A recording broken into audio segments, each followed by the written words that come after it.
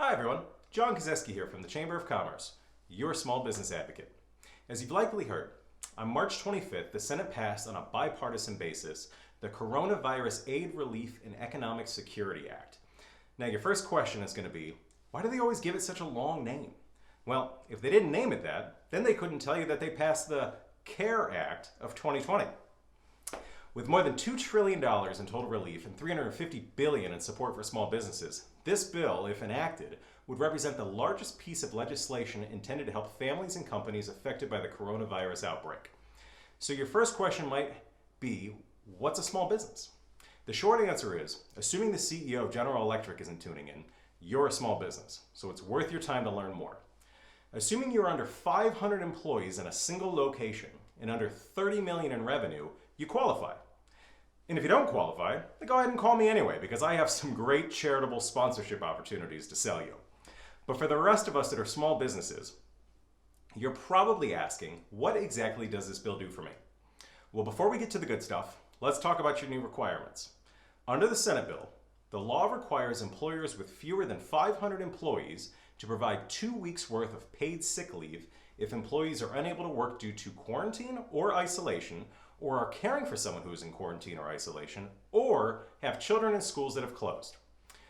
Before you freak out, employers themselves will receive tax credits to offset those costs, provided that they paid this leave later this year when they file with the IRS. So you'll be rewarded for doing the right thing. I will note that the new law gives flexibility to the U.S. Secretary of Labor to waive this requirement for businesses of 50 employees or less, but there's no indication yet that Secretary Scalia has any plans to actually exercise that option. All right, so now what's in this bill that will actually help you, the business owner? First, the SBA will start administering forgivable loans of up to $10 million per company to provide cash flow assistance to employers who maintain, keyword, payroll during this emergency.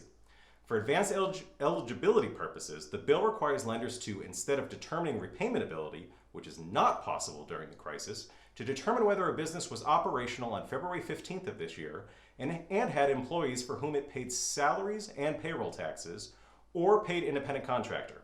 The latter part there, very critical to a lot of businesses. Your 1099s are covered. So how much can you get?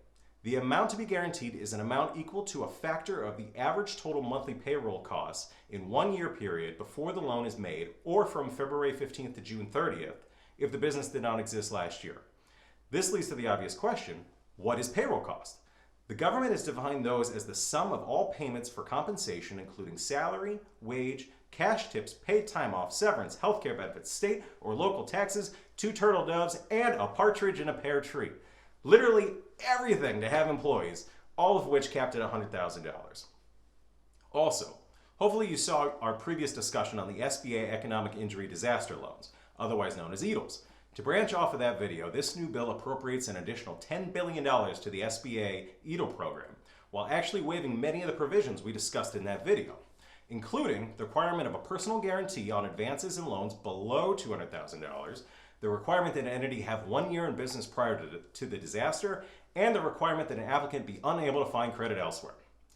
During the covered period, the SBA is allowed to approve and offer EIDLs based solely on an applicant's credit score or use alternative appropriate methods for determining an applicant's ability to pay, and establishes an emergency grant to let an eligible entity who has applied for an EIDL loan due to COVID-19 now request an advance of up to $10,000, which the SBA must distribute within 3 days of approval.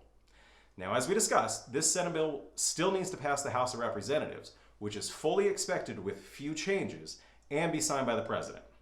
That said, assuming that happens, this truly bipartisan effort is actually a bailout bill that not only benefits Wall Street, but has major potential for helping all of us right here on Main Street.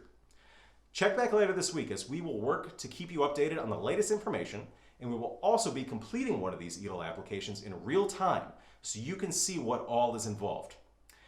In the meantime, you are always welcome to reach out to me directly at the contact information here on the screen. At the end of the day, aside from the grants and the loans and the tax credits, this bill gives us hope and serves as a reminder that as a country we've been through so much worse. This too shall pass, and we will come out the other side a stronger business community for it. Together, we will get through this. Keep home, keep healthy, and keep shopping local.